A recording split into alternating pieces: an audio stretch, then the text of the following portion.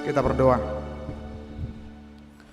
Damai sejahtera Allah yang melampaui segala akal dan budi, itulah kiranya yang menguasai hati dan pikiranmu sekalian dalam Kristus Yesus Tuhan kita. Amin. Saudara-saudari, Bapak Ibu jemaat yang dikasihi oleh Tuhan Yesus Kristus, marilah kita menyimak firman Tuhan yang menyapa kita pada Minggu Palmarum yang terambil dari Mazmur pasal 31 ayat 8 sampai dengan ayat 16. Di dalamnya tertera bahasa Batak dan bahasa Indonesia. Mari kita ikuti apakah dalam bahasa Batak maupun bahasa Indonesia, dan saya akan membaca dalam bahasa Indonesia. Aku akan bersorak-sorak dan bersukacita karena kasih setia Tuhan, sebab Engkau telah menilik sengsaraku, telah memperhatikan kesesakan jiwaku, dan tidak menyerahkan aku ke tangan musuh, tetapi menegakkan kakiku di tempat yang lapang. Kasihanilah aku ya Tuhan, sebab aku merasa sesak. Karena sakit hati mengidaplah mataku, meranalah jiwa dan tubuhku. Sebab hidupku habis dalam duka, dan tahun-tahun umurku dalam keluh kesah. Kekuatanku merosot karena sengsaraku, dan tulang-tulangku menjadi lemah. Di hadapan semua lawanku aku tercela, menakutkan bagi tetangga-tetanggaku, dan menjadi kekejutan bagi kenalan-kenalanku. Mereka yang melihat aku di jalan lari daripadaku. Aku telah hilang dari ingatan seperti orang mati, telah menjadi seperti barang yang pecah. Sebab aku mendengar banyak orang berbisik-bisik, ada kegentaran dari segala pihak. Mereka bersama-sama bermufakat mencelakakan aku. Mereka bermaksud mencabut nyawaku. Tetapi aku, kepadamu aku percaya ya Tuhan. Aku berkata, Engkaulah Allahku. Masa hidupku ada dalam tangan-Mu. Lepaskanlah aku dari tangan musuh-musuhku dan orang-orang yang mengejar aku. Demikian bunyi firman Tuhan pada minggu ini. Saudara-saudari, Bapak Ibu jemaat yang dikasihi oleh Tuhan Yesus Kristus, siapakah dari antara kita yang tidak menghadapi masalah? Tentu tidak ada satu orang pun yang tidak menghadapi persoalan atau masalah dalam hidupnya. Bahkan ada pendapat yang menyatakan persoalan atau masalah dalam hidup itu adalah merupakan bagian dari kehidupan manusia. Ibarat seperti teman setia yang tidak bisa kita hindarkan, yang tidak bisa kita lepaskan selama kita hidup di dunia ini. Bisa saja persoalan itu ada di tengah-tengah kehidupan keluarga dari sesama keluarga itu sendiri. Bisa saja persoalan itu datang dari pekerjaan kita, dari teman kita, satu kantor, dari atasan kita kah? Atau mungkin persoalan itu bisa dari bawahan kita, atau dari orang-orang yang ada di sekitar kita. Bisa saja dari alam ketika masa banjir, ketika masa longsor seperti apa yang terjadi di beberapa daerah dari saudara-saudara kita. Dan juga yang masih menjadi pergumulan kita adalah sehubungan dengan COVID-19. Sehingga demikian kita menyatakan bahwa tidak ada yang tidak menghadapi persoalan atau masalah di dalam kehidupan kita masing-masing. Nah, itu juga yang bisa kita lihat dalam nats ini, bagaimana Daud menderita karena ulah dari sesamanya, karena ulah perbuatan dari orang-orang, bahkan orang-orang yang terdekat dari hidupnya juga maupun dari musuhnya.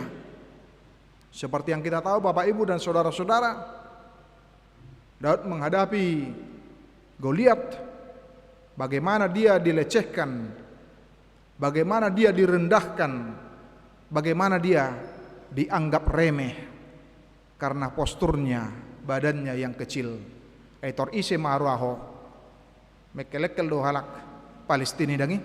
Bah, on maalo ini menjadi lawan. Urana maun, apalagi si Daud tidak memakai peralatan perang dangi. Dia tidak memakai peralatan perang.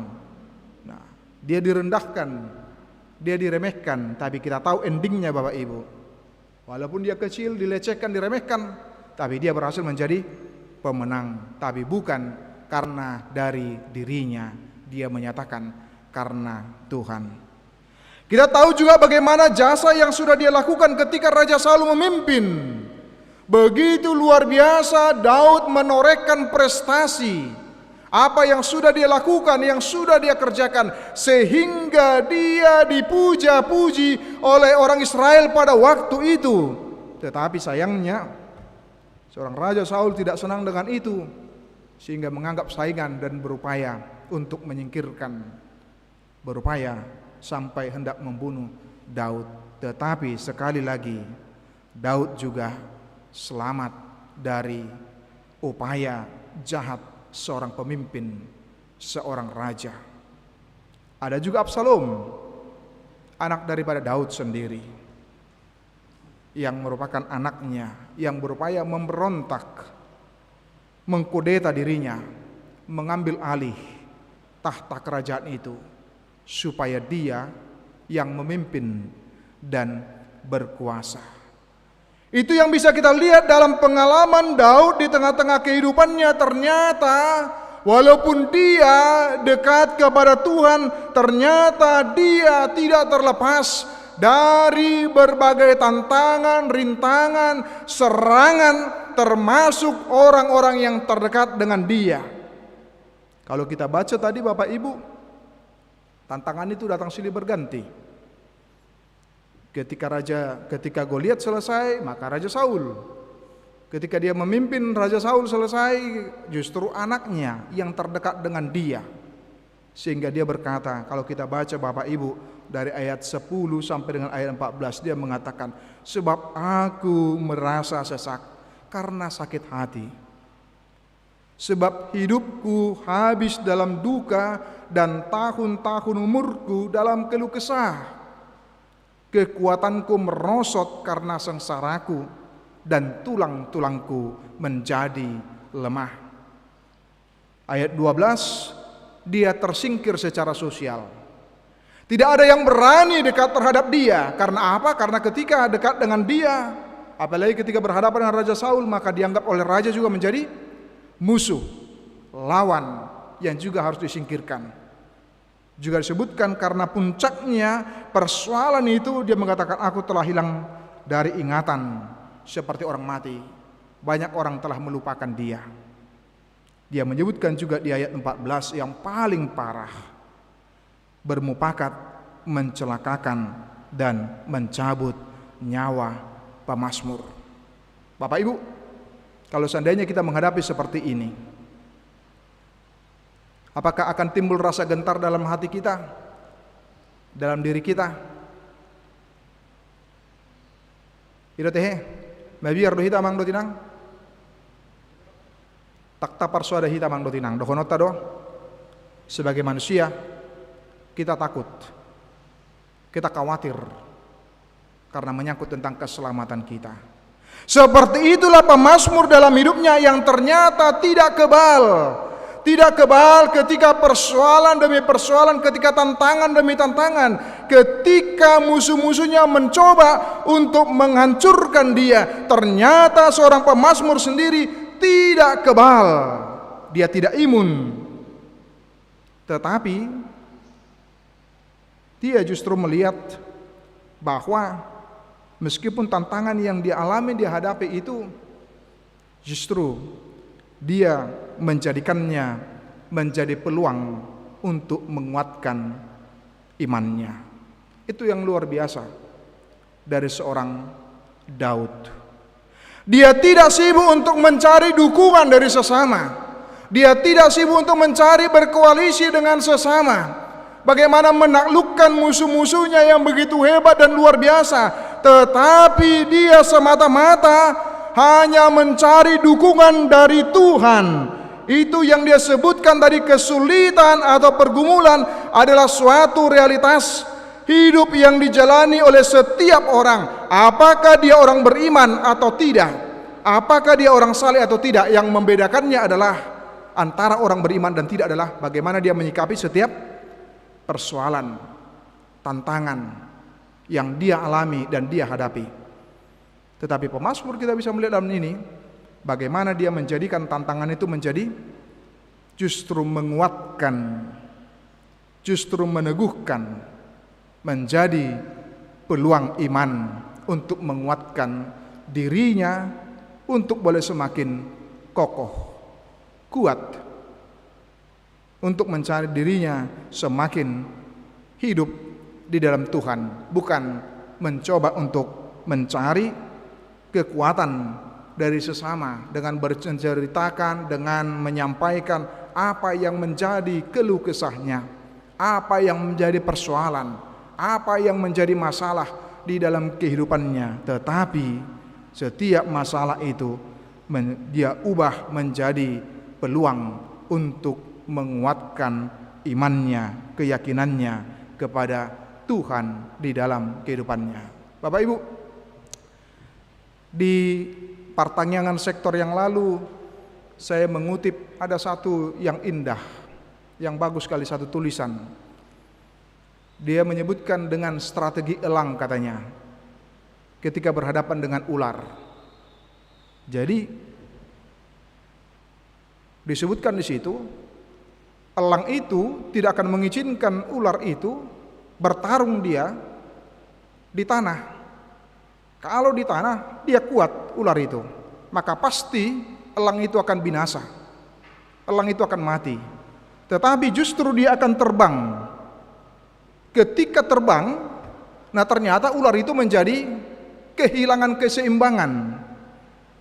Kehilangan keseimbangan, kemudian dia menjadi lemah dan tidak memiliki stamina, dan disitulah awal mula dari kekalahan ular itu tadi.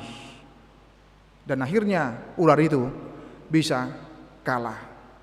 Apa yang mau dikatakan dari peristiwa strategi elang dan ular itu, Bapak Ibu dan saudara-saudara sekalian? Yang mau dikatakan adalah ketika kita semakin menghadapi persoalan, ketika kita semakin menghadapi masalah, jangan hanya mengandalkan diri kita, kemampuan kita, kekuatan kita yang sesungguhnya semuanya itu adalah serba terbatas, Bapak Ibu.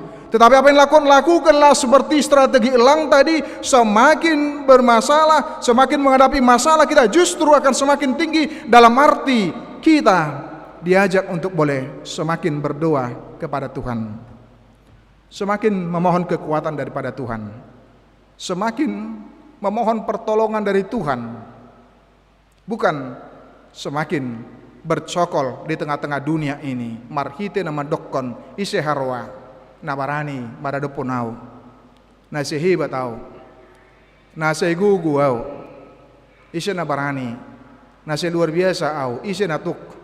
Siapa yang bisa menaklukkan? Siapa yang bisa mengalahkan? Tapi belajarlah seperti pemazmur dan strategi elang tadi. Justru dia semakin mengandalkan Tuhan di dalam kehidupannya.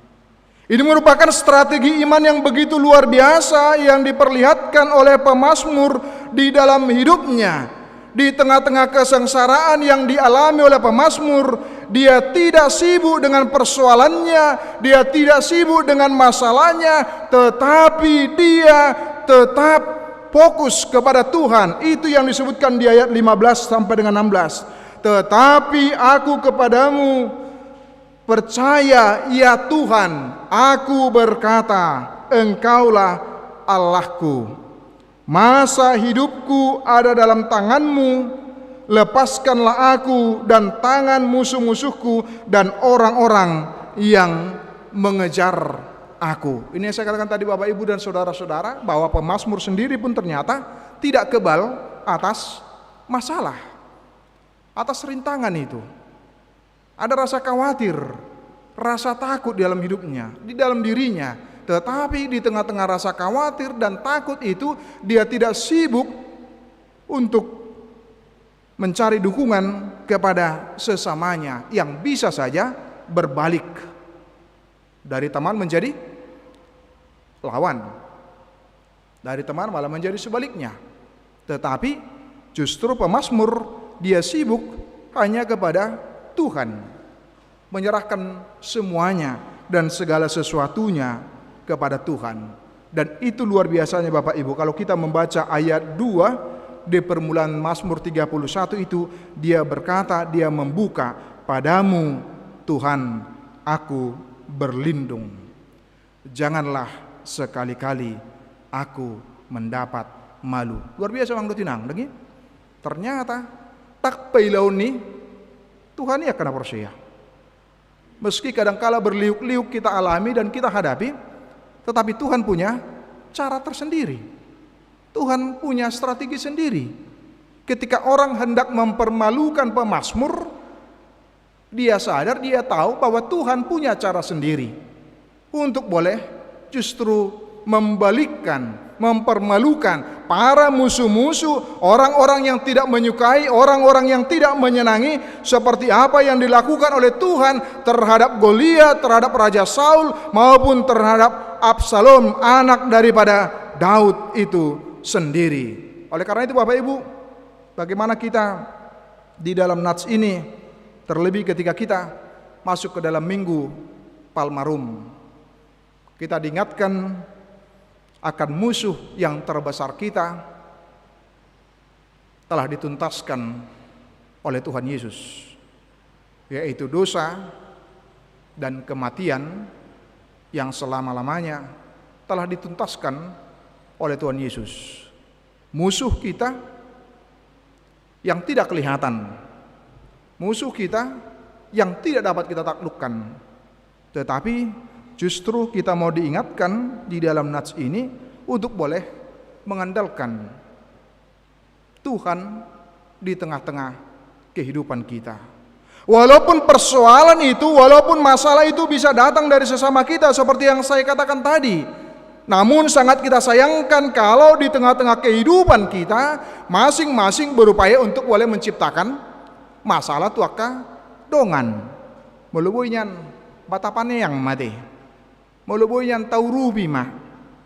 Danglam tetap baik persoalan dohot masalah nih dongan.